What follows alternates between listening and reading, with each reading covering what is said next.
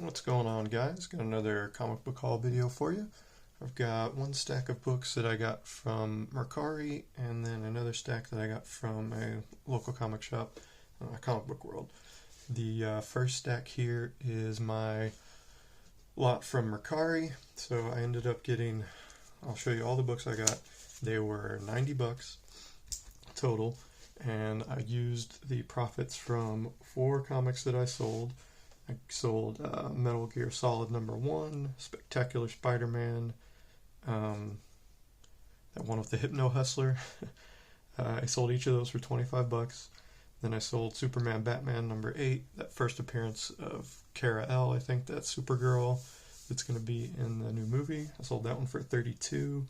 And then I sold Avengers Unplugged #5. That Monica Rambeau is Photon, I think, Photon or Spectrum. I sold that for 25 as well. And I'm pretty sure I got all those books for $1 each. I might have paid 3 or 4 for that Metal Gear Solid book. But anyway, so that's a little over 100 bucks. And then after the fees and stuff on Mercari, it was around 90. So I just used all that to buy this one lot. And then I'm going to show you that I got some really fun books. So starting off with Darkhawk #8, just a nice newsstand copy of that. Don't have #1 yet, trying to complete this run back from the 90s, of course, so making a start on that. And I got #14, which is one of the Venom books. And the big book that Wyatt cost $90 was New Mutants 87. First appearance of Cable, obviously. I never had this book when I was a kid. So I'm really, really happy and excited that I managed to pick it up now that I got back into collecting. So this one, I think the guy had this one listed by itself as 90 bucks, and then he had another lot with these Darkhawk and some Sleepwalker books in it. So I just asked him if he'd combine those for 90, and he did. So I got New Mutants 87, and then the other big book in quotation marks is Sleepwalker #1 newsstand. I did have Sleepwalker 1 when I was a kid. I had Sleepwalker and Darkhawk 1, but I'm slowly trying to get that collection back together, so it's happy to find Sleepwalker 1 in a newsstand to combine with this New Mutants 87. Just kind of two quintessential 90s comic books. I can't get much more 90s than that, so just really happy to get these and add these to my collection. And most of the books that I buy are like $1 or $2, so when I spend more than that, I'm so cheap, it's hard for me to spend 90 bucks on a book, obviously. So the way I justify it is I buy the $1 books and flip those and kind of build up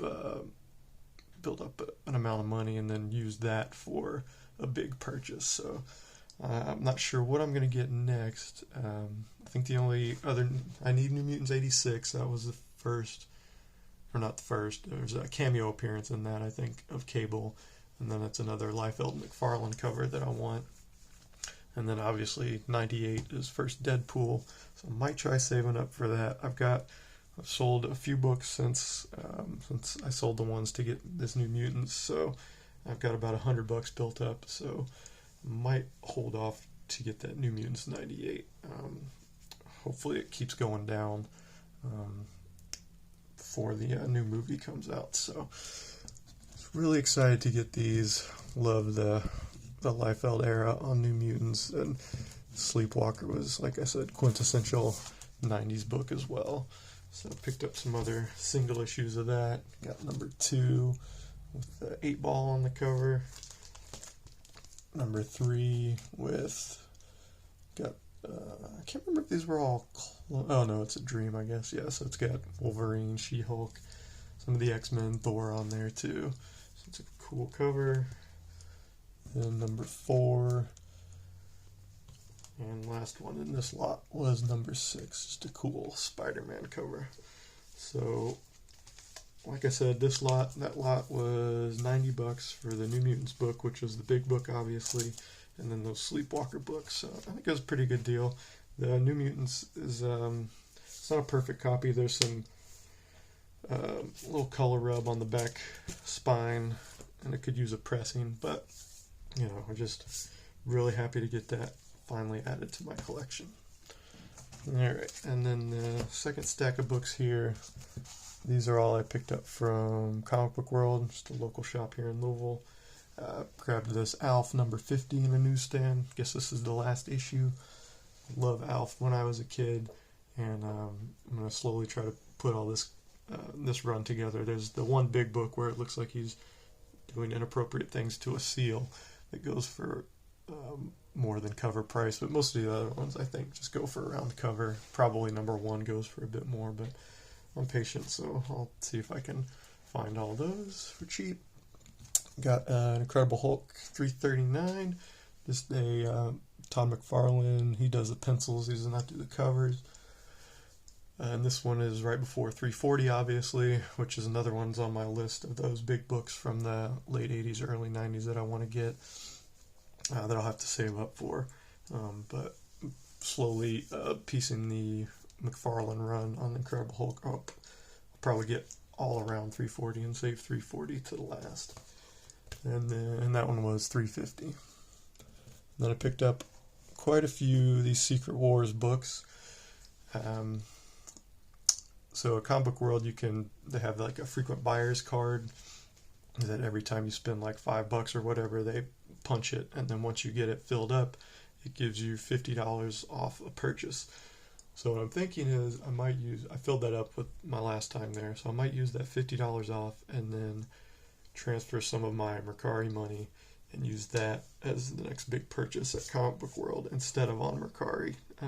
Just because I didn't get Secret Wars 8, but they do have that on the wall, and that's gone down in price a lot lately too. You can get those for under $100 online now, raw, not graded. But so I might do that. See, depending on the condition and everything, because that's another quintessential 80s book that I never had that I would really like to add to my collection.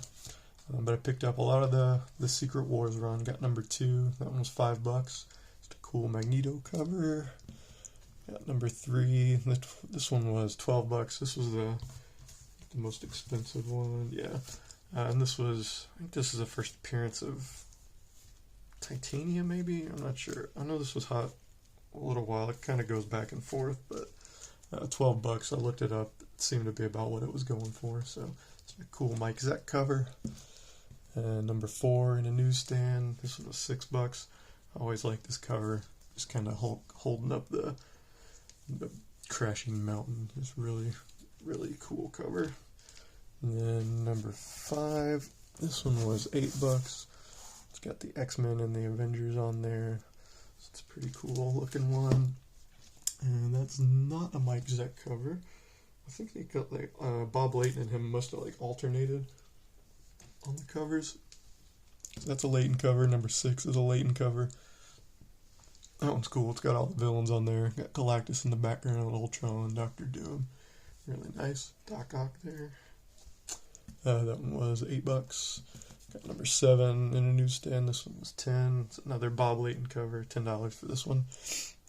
I think this is the first appearance of Jessica Drew, who became Spider-Woman, the second Spider-Woman maybe. So I know that one was picking up some heat a little while ago, but it's gone down substantially, so I grabbed that for a good price, I think. And then the last 2 I got number 9 in a newsstand. That's a Mike Zeck cover. That one was $5. And then probably this is my second favorite cover in this run, other than 8, is number 10. This one was $8. Just a really cool Doctor Doom cover. This one's a newsstand as well. These are all probably in like very fine minus condition. So they're not in the best condition, but like a couple of them were newsstands. And I never see these for anything less than like $10. So I was happy to add all these to my collection. And it helped kind of build my coupon, the $50 off coupon that I'm going to use to buy a big book, which is, I'm sure, the purpose of those programs, but I'm a sucker for those, so it worked on me. I'll let you guys know what I end up buying with it. Leaning towards that Secret Wars 8, just so I can kind of complete this run. I gotta get number 1, and then 11 and 12. Got all the other ones, I think. 6, 7, I need 9. So I need 1, 8, 9, 11, and 1, 8, 9, 11, 12, so 5. So a little more than halfway through. But I think 1 goes for maybe 15 to 20 bucks now. So I might have to shell out a little more for that one. But 8 is the big one, obviously. And when I get that, I will be happy to show it to you guys as well. That's going to do it, guys. It's a short video this week, just these 2 small hauls. I'm just really happy to get those. I'll show you guys again. The Sleepwalker and New Mutants 87. Just really excited to add those to that collection finally. Sleepwalker coming back to my collection after a 30-year absence. New Mutants 87 making its first appearance in my collection. So I was really happy to add that one to my collection, and just kind of wanted to share with you guys how I got it, because I know I buy mostly dollar books and talk about selling some of them, so I just thought it might be interesting to let you know which books I sold and for how much to get these ones, because like I said, it's hard for me to shell out that much money just up front for a book. So like the way I rationalize it is, I could sell the cheap books and build up my kitty a little bit to spend on the big books. So I don't know, may not make much of a difference or anything, but just kind of a fun way to collect, I think, instead of just, because you can buy all these books on eBay whenever you want, if you have the money, but I just kind of like building towards it. It kind of makes it digging in the dollar bins more fun, I think. So anyway, hope you guys enjoyed the video, and I will talk to you soon. Bye.